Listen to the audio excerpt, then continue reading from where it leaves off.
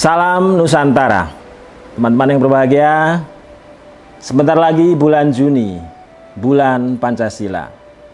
Kami di Nusantara Center akan memperingati bulan Pancasila itu dengan mengundang dan bekerjasama dengan Lembaga Pusaka Indonesia, FOKO, Forum Komunikasi Purnawirawan TNI Polri, dengan membuat kelas alternatif konstitusi.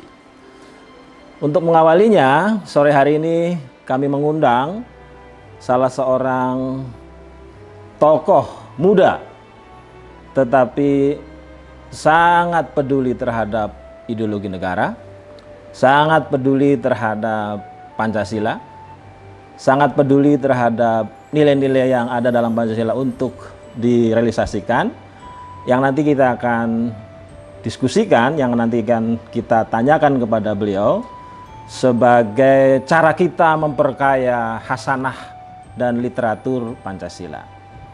Selamat datang Mas Setio Hadjar Dewanto. Kata hajarnya ditegaskan ya. Karena kita akan Terima kasih menghajar Mas Yudi. mereka yang ada di sini. Beliau di komunitasnya dipanggil Mas Guru, jadi saya akan mengikuti saja cara kawan-kawannya memanggil Mas Guru. Mas Guru, selamat datang di podcast kita. Terima kasih datang. Mas Yudi. Terima kasih. Jadi seperti tadi pengantarnya, saya akan memulai dan nanti Mas Guru bisa mengeksplorasikan beberapa pengalaman, terutama hal-hal yang sudah dikerjakan dan akan dikerjakan. Ya. Jadi gini Mas Guru, beberapa tahun belakangan diskursus Pancasila itu up and down. Negara punya BPIP, tetapi mata kuliah Pancasila itu hampir tidak ada di lembaga formal, informal maupun non formal. Di kampus sudah tidak ada, di SMA tidak ada, apalagi di pesantren. Menurut Mas Guru, kira-kira seperti apa sesungguhnya Pancasila hari ini? Ya, kalau saya boleh jujur, sekarang tinggal jadi hiasan Mas Yudi ya. Aduh. Di bibir politisi dan di dokumen negara. Ya. Karena pada prakteknya, ya memang kebanyakan orang sudah tidak ngerti lagi tentang nilai-nilai Pancasila ini. Ya begitu sih Mas Yudi. Kan kita harus apa adanya ya. Nah kalau seperti itu kita harus ngapain?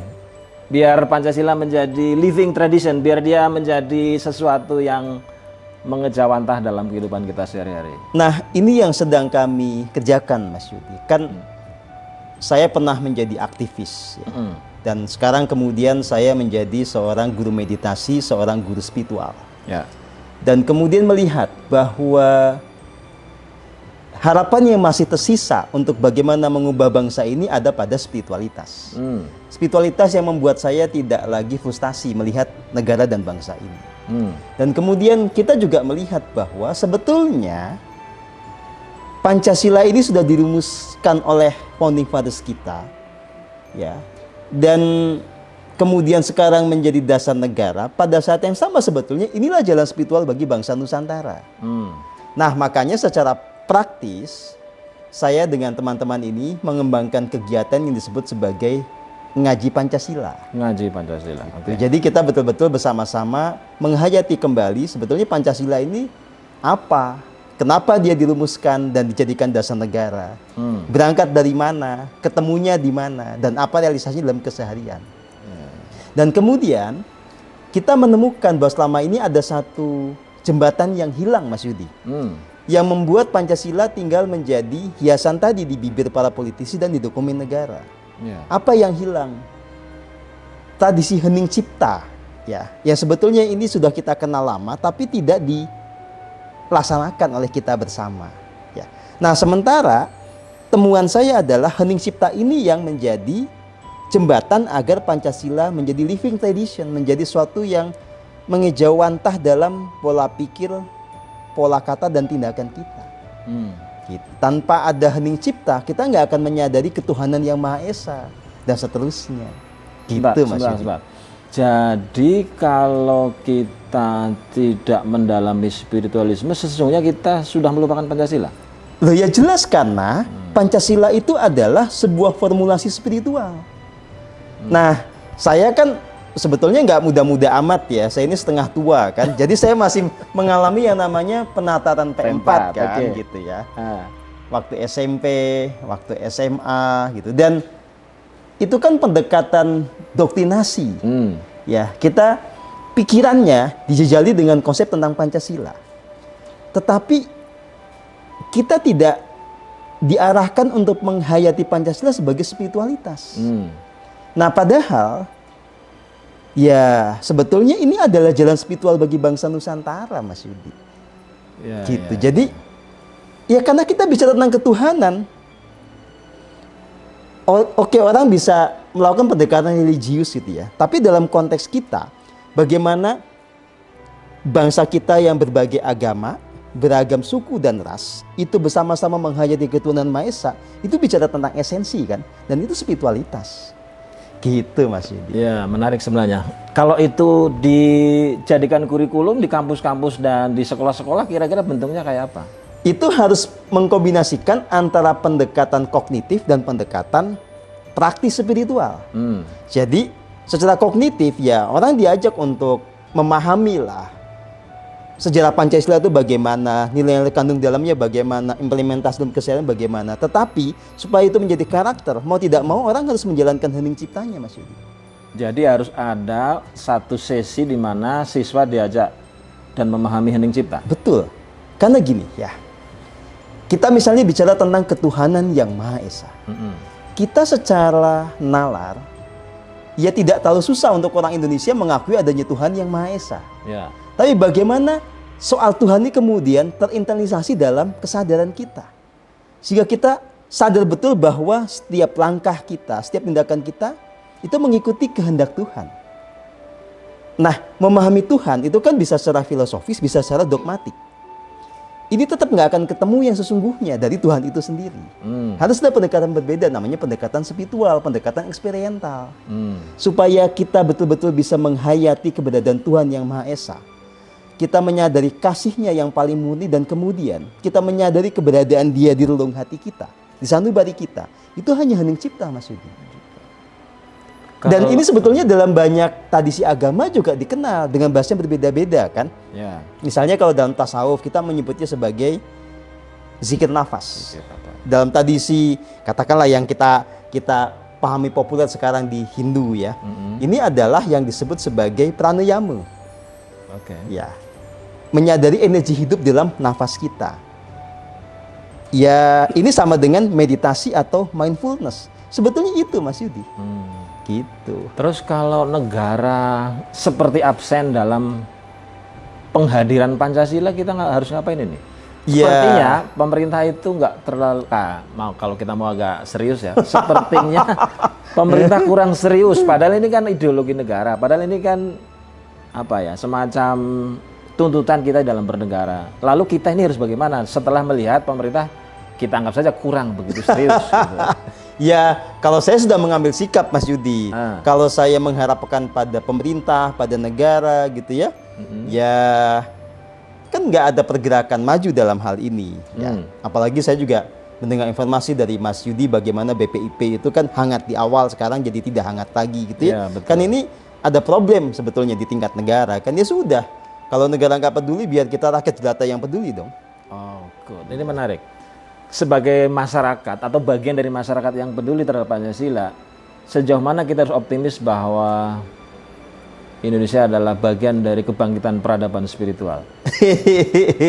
Jadi justru kita balik sedikit Mas Yudi ya. Yang bisa membuat kita tetap optimistik itu hanyalah betul-betul pendekatan spiritual. Dan optimisme ini sebetulnya ya memang akan menjadi nyata kalau kemudian kita mengalami kebangkitan spiritual. Pertanyaan berikutnya adalah, apakah ada tanda-tanda bahwa Indonesia ini bisa mengalami kebangkitan spiritual? Yang artinya juga berarti kita mulai kembali kepada Pancasila.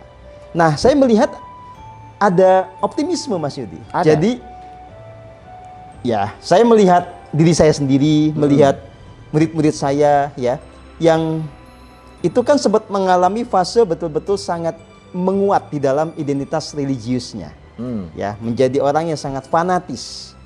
Tapi seiring dengan perjalanan waktu, kita mulai mengalami pendewasaan, banyak mempertanyakan tentang religi, tentang doktrinnya, gitu ya, dan akhirnya melihat bahwa kita perlu masuk pada spiritualitas, menemukan esensi kebenaran di sana.